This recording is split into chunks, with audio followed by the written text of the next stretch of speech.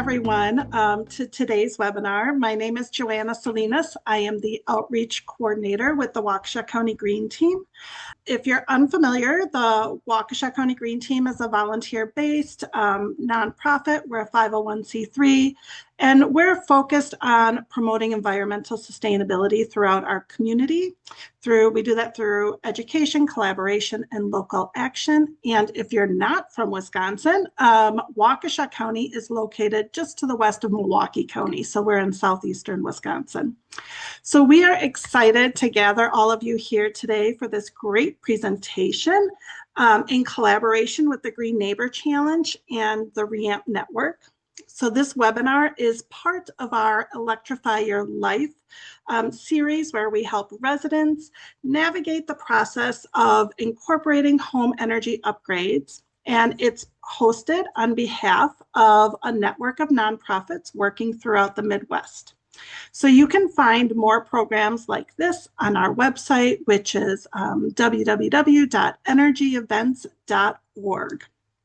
So for today's webinar, we are recording. So if you don't want your face shown, just stay off camera. Any questions you have as Matthew's presented, feel free to drop right in the chat as you think of them.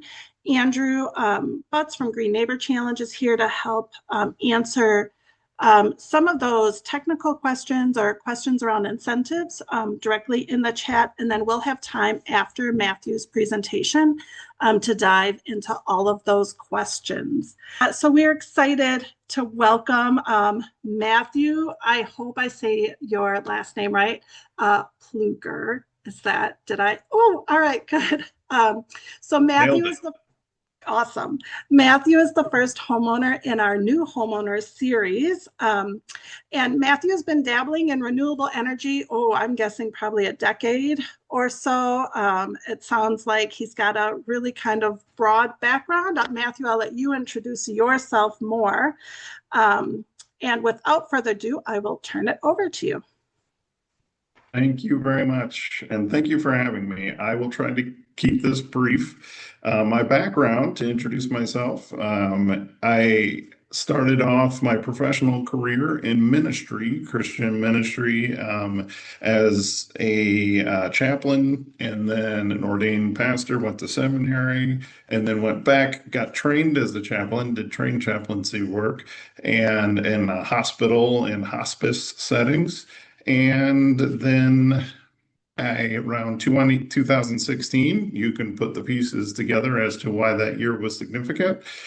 Decided I wanted to jump in and do something hands-on. So then started volunteering, or I'll get into this a little bit later on, so I don't want to double up. But so around, well, let's go ahead and go to the next. This is my house, 1951 Cape Cod home. But the story of electrification, go ahead and Andrew, to the next, starts with we needed a car. Our old car died, and in 2015, I really wanted to go all electric. And well, we couldn't afford it as on a pastor and a teacher's budget. So we've got this outstanding car that I just drove it today to work. This 2013 Chevy Volt, got it 2 years old, and it's been a fantastic car for me. So that was our first step into the electrification process of our home/family life.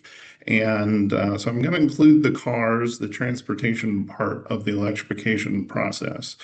Let's go ahead to the next, Andrew. And shortly after I realized, so it came when it was new, it had about 40 miles of range on electric. And we were doing a commute. I live in Madison, Wisconsin. My 1951 Cape Cod home is on the east side of Madison, and in the neighborhood that was obviously built in the 50s. It was kind of the first round of suburbs of Madison. It's kind of weird. I don't think of it as a suburb, but it technically is. So we just decided to install this level 2 charge connection right away. So electrician ran a 50 amp line, as you can see in the lower right. And then I bought this juice box charge connector that I've been using since. Go ahead to the next one, Andrew. Then in 2017, we realized for a while we were getting by with one car, and then I had a scooter so we had kind of like one and a half cars. But we decided we needed two cars, and I really wanted to go electric and had kind of fallen in love with Teslas at the time. And but we just couldn't afford it. We did end up getting this, and it's a 2015 Tesla, but we bought it in 17. And the way we're able to afford it is it was used, so that dramatically lowered the price. But I also started a for-profit company called Earth Friendly Vehicles with the mission of making electric vehicles affordable and accessible to everyone, with using my family as the test subjects and then renting out our two vehicles to others in Madison area, or those who are visiting Madison, through the car sharing service known as Turo, Turo. Go ahead to the next one, Andrew. And then, oh, I should finish that story real briefly.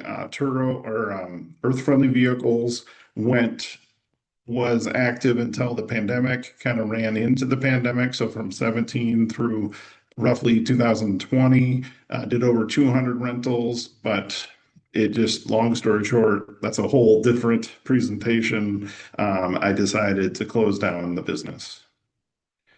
Go ahead, Andrew. Then in 2021, took the next big step of electrifying our home and wanted to take advantage of, at the time, I believe it was a 25% tax rebate. And we installed this 5.4 kilowatt DC solar array. So that was our next big step. And you can see the inverter there. It's a it's basically a 4 kilowatt power inverter there from SolarEdge. Next, please. And this is showing, I took this screenshot of my app, SolarEdge app, and I've kind of been obsessed with it ever since it was installed 5 years, 9.5 months ago. And we've produced 28.3 megawatt hours of energy in that time. The trees planted equivalent being 335, and saving 44,378 pounds of CO2 emissions. Go ahead and go next. Then in 2023, decided to go all in, and we kind of, as you can tell, we did it a little backwards. Well, let's be honest, I did it backwards, and my family has been very supportive of this process. I wasn't able to find my more exact cost, and as I was preparing this, so I apologize that I've left that blank. But we went ahead and upgraded our service to an 200 amp service so that we could finish the electrification process. So this was the next step. Next slide, please. Then we installed a heat pump, a hybrid water heater, meaning it heats the water with the heat pump function, and I have the option of just doing that, which is how I have it set up. Or you can do the combination, which is it's called resistance heat, I believe. Think of a toaster oven, that type of a heater. Wildly inefficient way to heat anything. So I keep that off, but it does have that option in case you're like, it is much quicker way to heat the water than the heat pump option. But I'm able to use just the heat pump in this. Oh boy, I think it's a 60-gallon tank. I might be wrong. And we have four family members, and frankly, we use quite a bit of water. So the fact that it's able to keep up with us, I think, shows that it's usable with any family setting. Next, please. And then we installed a carrier heat pump, air source heat pump, HVAC, but it's a hybrid electric and methane gas furnace. I strongly considered going just heat electric with just the heat pump, but went with a slightly less expensive heat pump furnace that only goes down to 15 degrees Fahrenheit and just couldn't quite, just my own anxiety and family anxiety around not having something that can really heat the house when it's those like what 7 days out of the year at most, where it's significantly below 20 degrees. Of course, 15 degrees, it's not running efficiently at all at that point either. So I have it set to cut off, switch over at 20 degrees, which is not the optimal efficiency, but it does dramatically. It saves me several days worth of burning gas in the year, and I would rather do that personally. Next, please. And wow, I'm going through this fairly quickly. I will maybe talk a little bit more, but there'll be time for questions. Also, we ended up having to replace all of these appliances, though this wasn't a part of the efficiency and the intention and electrification process, because all of these appliances were electric before. But it is nice that they are all more efficient at this point. But we didn't replace them until they had broken, and just either we had to live without or replace them. And we chose not to live without any of these three appliances. So that's a significant part of the story. And then the last step is coming up in what I assume will be November. I really wanted it to be this month, but I can tell a little bit of this story because it's very recent, and I have a little bit more time than expected. This is the Cooleyard Solar Canopy, and I'm an employee of the Cooleyard Solar Foundation, and where I'm working on developing more than one, but focused on one project that will lower the energy burden for low and moderate income homeowners. And we've flirted with the idea of community solar as well, but it's tricky in Wisconsin. Community solar is, but not impossible. And we want to push the envelope on that as well, being active in that way. But this is the solar canopy model that I'm going to be putting in my backyard, hopefully by the end of next month. Been wrestling, it'll add 10.4 kilowatts, by the way, DC, and that'll cover about 80% of our electrical needs. With our two vehicles and the whole home being electrified, we do use quite a bit of electricity, though we did get the home sealed and insulated. I failed to put those pictures in, I just realized now.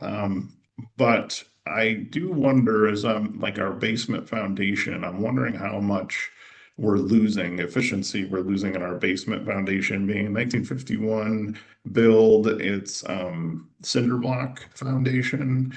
So things have shifted over the years. I have done some sealing of that, and but I wonder if it doesn't need some more, and that might help us to bridge that efficiency gap. So we would cover 100% of our electrical needs by adding this solar array, which is going to put us at right about 15 kilowatts DC of electrical production. And this has been a little bit of a headache with the city of Madison. It's new. The roof on this is a roof. And because of that, they deem this to be a building and not a solar array, ground mount solar array. So it's a building of the class of like a shed class of building. And so there's some more requirements to get the permit, because I was preparing the permit application as if it was a solar array. But we're going to get through that and figure that out. And if you're considering it, it's also very possible, if you would ever consider adding a solar canopy or they're great for parks and whatnot as well.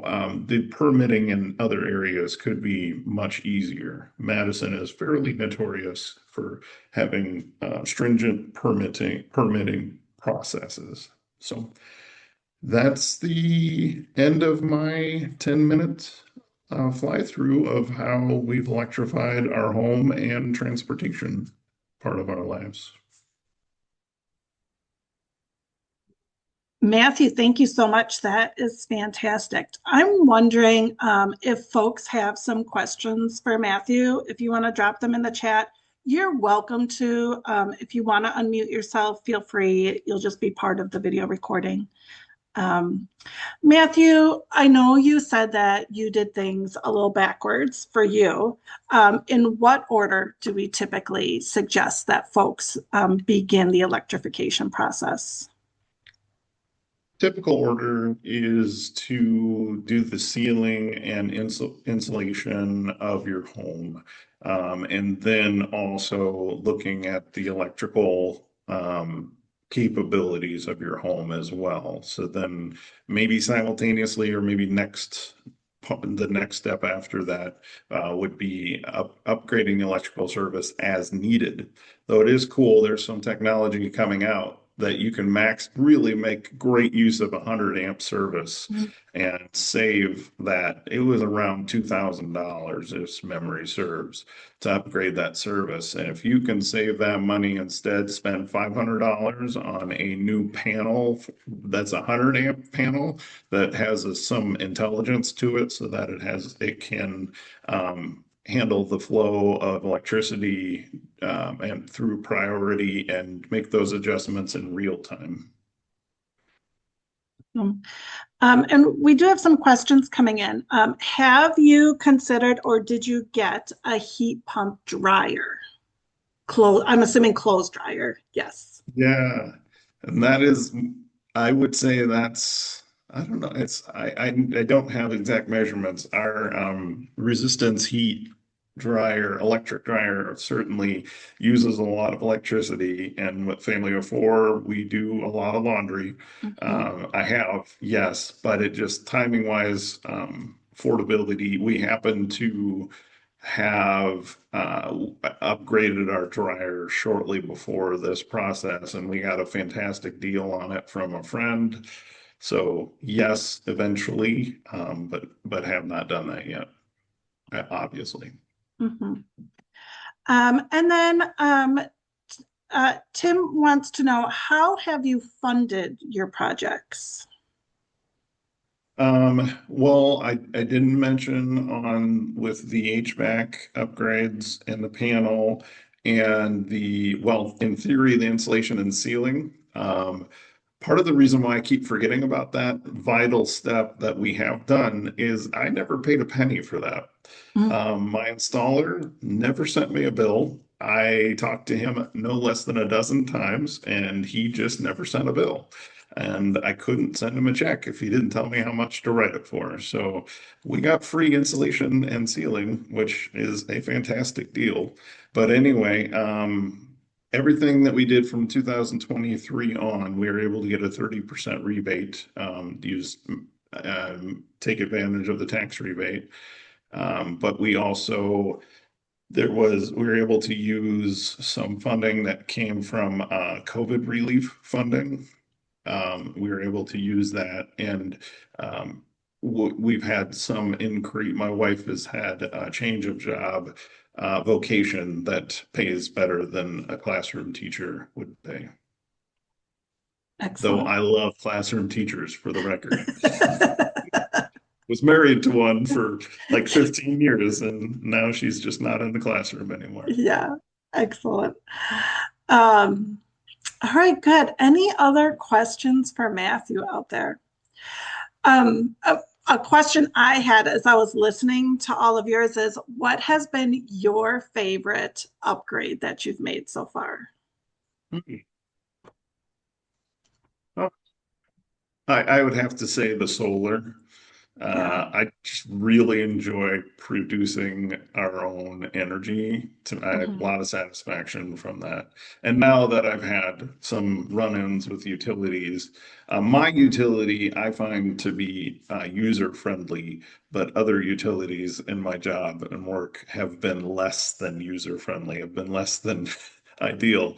So that makes me enjoy producing my own electricity even more because it feels like kind of poking back a little bit. And Yeah. I'm a big fan of distributed energy, DERS. I'm a huge proponent of. Excellent.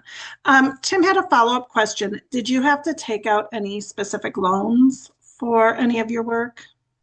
We did take out a home equity loan, and that helped bridge the gap a little bit. But most of the efficiency or the electrification process was not. We just happened to have enough savings built up, and from a lot. It really was helpful, the COVID funding that, with having two kids and the timing of Jenny's job salary increasing dramatically.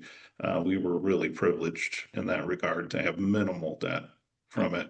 And at the end of that thought is our fence, we got a dog during the pandemic, and he's a brute and he broke our wooden fence fairly shortly after we got him. So I had to replace the entire fence, which was an expense I just wasn't budgeting for. And, I was wanted to do this electrification, prioritize that, get that all settled, all the debt paid off, and then do the fence. Well, we Mhm. ended up doing the fence as well. So that was part of the reason why we needed a home equity loan. Sure, absolutely. Have you tracked how your total energy costs have changed since drastically decreasing your gas use? Um, I have not done a great job of tracking that super closely. It's definitely helped, but because I haven't tracked it really closely, I can't give like a percentage or a dollar fund. I have tracked and double checked to see, because when I installed the solar production, it was when we installed it, they estimated 10 and a half to 11 years that it would pay itself off. And I did check that, and we are right on track for that to be the case. To be about 10 and a half, maybe closer to 10 years, it'll be have paid for itself. Excellent. Excellent. And then has your heat pump water heater, has that been keeping up with your family of four? And then what has your overall savings looked like since that installation?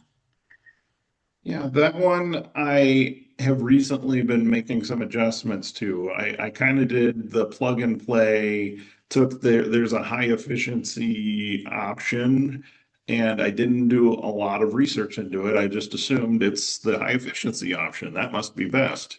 Well, it's also the convenience option. So if we were using a bunch of hot water, like happens at late in the evening when everybody showers, it will kick in the resistance heat to back it up. And so it was using quite a lot more electricity.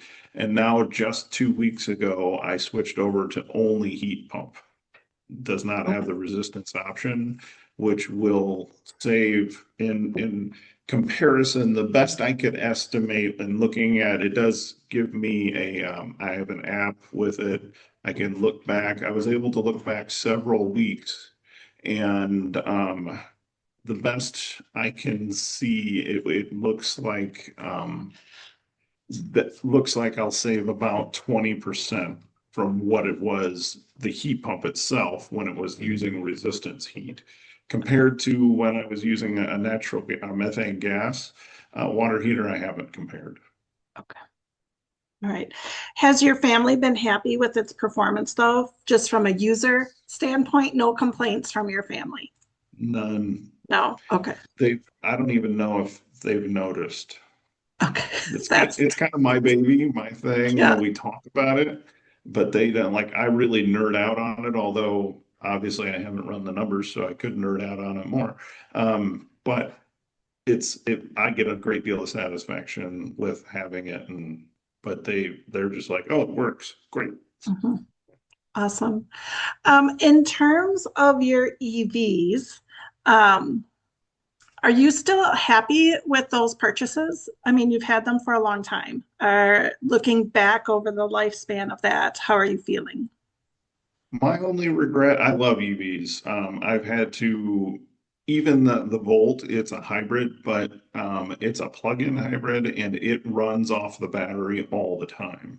So the backup generation it literally is just putting electricity into the battery slash directly to the motor as need be, but it's always electric, which is a dramatically easier and more enjoyable drive than gas. I did a part-time job for a while where I was driving vans, taking people from a local, the Oak Park Place nursing home in east side of Madison, and they had gas vans, and I just hated driving those things. It just partially it's they're Chrysler vans, which I have a thing where I'm not a big fan of Chrysler products, but it also was just gas engine. I don't like driving combustion engine vehicles anymore. So I have no regrets there. I do have regrets about having a Tesla. Elon Musk is not my favorite person, to put it mildly. I'm checking my language right now.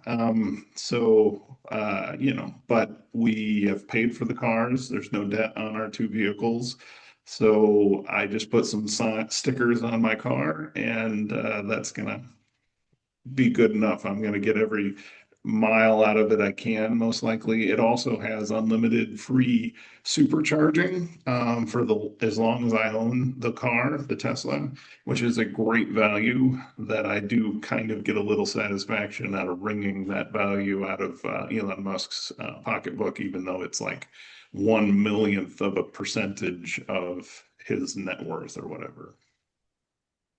I think those are sentiments a lot of people feel these days. So thanks for sharing. And then last question, I think, is what, if anything, has been an unexpected surprise, good or bad? Well, in preparing for this, I was really surprised, like, wow, that kind of it's a lot of things. We've done it piecemeal, so to speak, as we could afford and as the opportunities came up. And, we couldn't afford to take full advantage of the tax rebate by doing it all at once. We would have left a lot of money on the opportunity for rebate on the table. So I think just the scope of it, I look back because, it's a small house, family of four is not huge. It's big enough, as big as it's going to get. But I guess that the scope of it, I'm like, it feels like we did something significant, even though it is just one family amongst millions of families in the United States. Yeah, But I get some satisfaction from that, I guess, which is kind of surprising. I don't know. It doesn't directly answer your question, but that's the first thing that comes to mind. that's fantastic. Well, Matthew, I want to thank you so much for sharing your story with us. And I will follow up with all of those who are on the call today and who have registered for this and share the video. And everybody, when you get the video, feel free to share it within your own networks and groups. And it's a story worth hearing for sure. So thank you so much, Matthew. And I'd love if anyone wants to talk one-on-one, and has specific questions, just as, I'm a little more informed than the average layperson, but I would love to share my knowledge, and I just love talking about it. So feel free to reach out to Joanna or Andrew, and they can relay my contact info to you specifically as well. Sounds good. All right. Well, thank you all.